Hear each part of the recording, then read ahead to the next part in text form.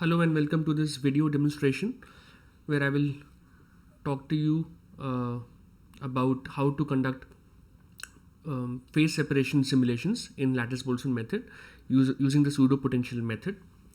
So just to give you an overall idea of what I'm going to show you, I'll be simulating phase separation in a square domain where the length and the two lengths will actually be, as I said, as a square domain, so the lengths are equal. I would actually be using periodic boundary conditions on the four ends, so as shown here in my schematic. The grid will be you'll see as when I talk about in the main code, but for the purpose of just this demonstration, I've shown a coarser version here. So what I'll do is I'll start the simulations with some initial condition. So I will start the simulation with assuming that the velocities initially, the two components u and v, are actually 0 at time t0, but later they can actually evolve, or they can be non-zero, as we'll see. It actually happens that way. But more importantly, what I'll do is I will actually start my simulation at the critical point, which corresponds to giving the density to be rho naught log 2, which was shown in one of my earlier videos or earlier lectures. And to initiate phase separation, I will actually add a very small perturbation which is epsilon here, right at the center. So at the center, I will actually create some kind of a nucleation point for the phases to separate if they can. Again, the phase separation will depend on the value of the parameter g. So if the value is lower than the critical value, then phase separation will happen naturally. Otherwise, it will not. So I'll show you two cases where the critical value can actually be identified in this method. So the perturbation that I will give will be a very small number. So I will give I will deviate, or I will give a small deviation from density or in density from the critical value. So epsilon, you'll see, would be about 10⁻⁻3, and it's only to initiate or to have a faster likelihood of phase separation. If I don't give the value epsilon there, phases will separate eventually if it is below the critical value of g, except it may take much longer time because the truncation errors will actually have to pile up over a longer simulation to be able to cause this phase separation to happen naturally. So going forward, the algorithm that I will be showing you would be somewhat like this. I would actually initialize the system. As I said, the initial condition is, I have shown you already, that the velocities will be 0 and the density will be given at the critical value with a small perturbation at the center. The time loop will start here, where the first thing I'll do in the time loop is to calculate the value of density at each grid point. So that is granted. Once I have the density, I will actually calculate the effective mass. So I need to first calculate density, then calculate the effective mass. And then once I've calculated the effective mass, that effective mass will have to be used to calculate force at each grid point. So the forcing function is given by this expression here, which is actually for D2Q9 lattice.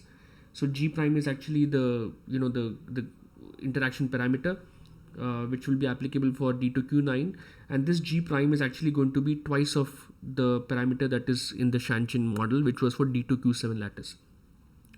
The gradients I've already discussed in my lecture, so I'm not going to repeat them here.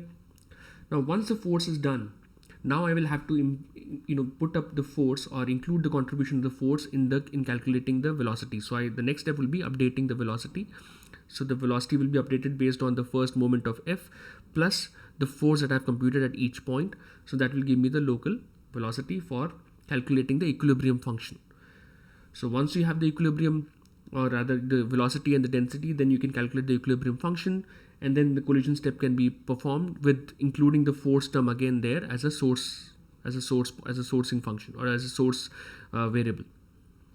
So that collision will basically, you will see in my code that it will take the value of f, which would be the current value of the distribution function, to ft, and then now once we have the temporary variable where the post collision distributions are stored, I will actually stream these distributions to the neighboring points. So ft will go ft will go back to f, but this f will be now at the next time step. And more importantly, I will also apply periodicity when I'm doing this streaming step.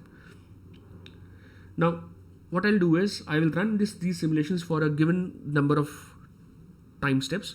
So I will define the limit there to the number of time steps I want this simulation to run. This comes from my previous experience of how many time steps is essential to cause this phase separation.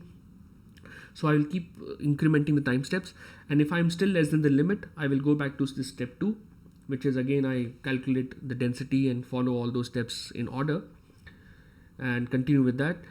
So that will be followed, but if I have exceeded that limit, then I will stop and I will write my data in a file, and then of course I can do all sorts of post processing with this solution. So let me go to the code now.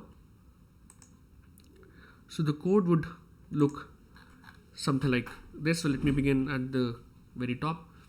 So I'm going to, as usual, I'm going to have pointers for my variables, which is what I prefer. Basically the pointers are f, ft, ux and ui and rho.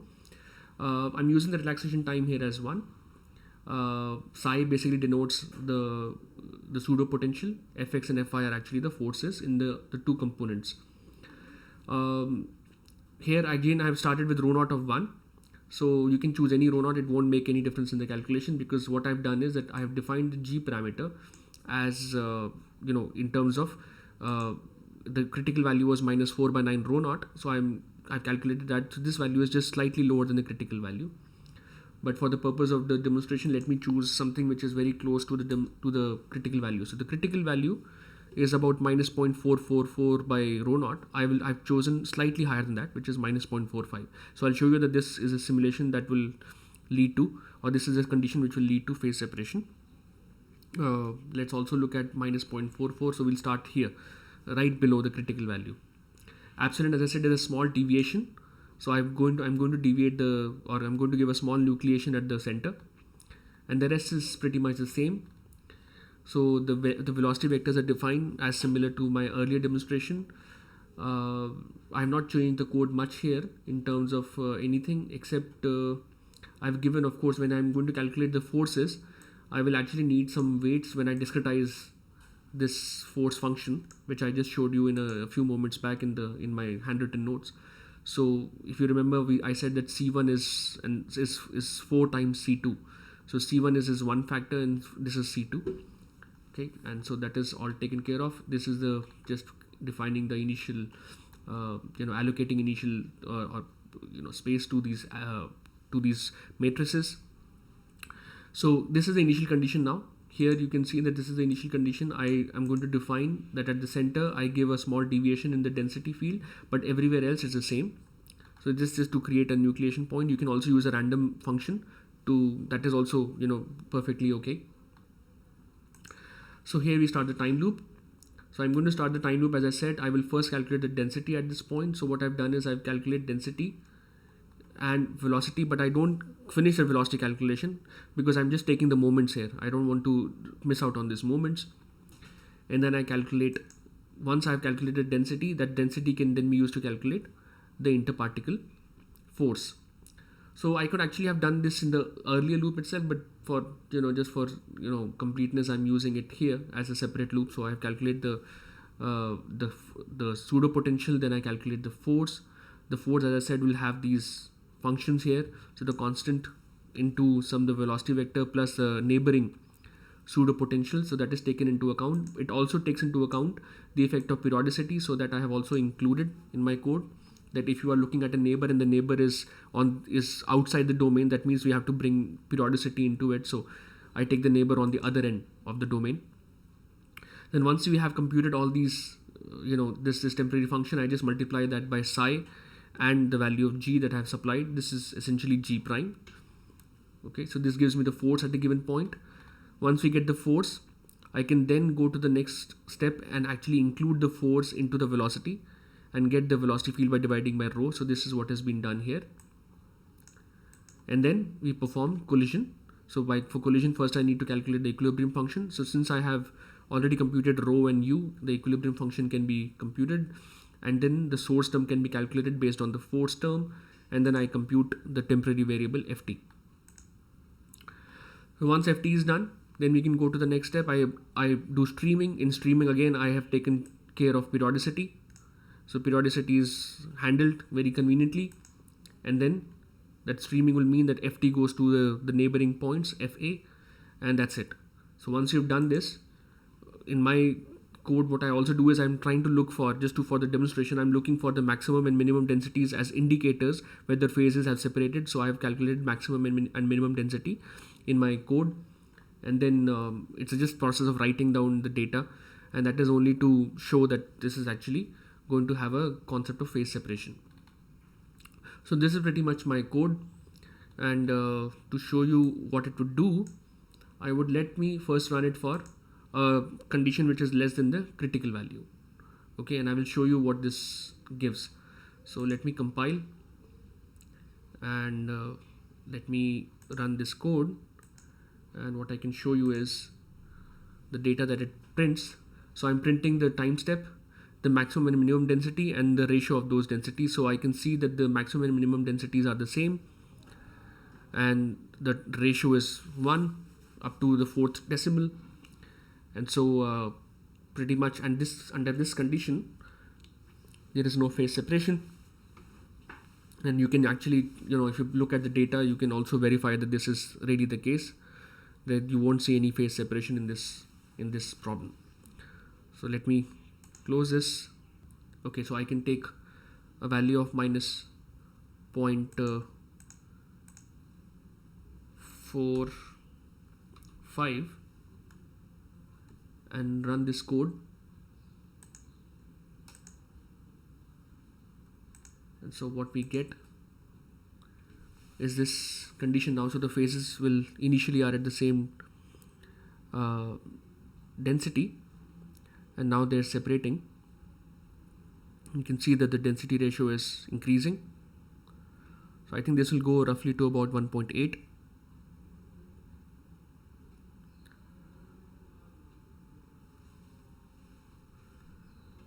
So it increases to about so as I was saying 1.8 or 1.9, close to that, 1.8. So this was G of minus, as I said, minus 0.45, and let's look at a slightly higher value of G. So let me choose minus 0.5. Let's run this version, and so now you can see that the phases are separating very soon. Okay, within the first 200 time steps itself, we see substantial change in density, and then it keeps increasing. So you can see that the two phases are actually exhibiting now quite different densities.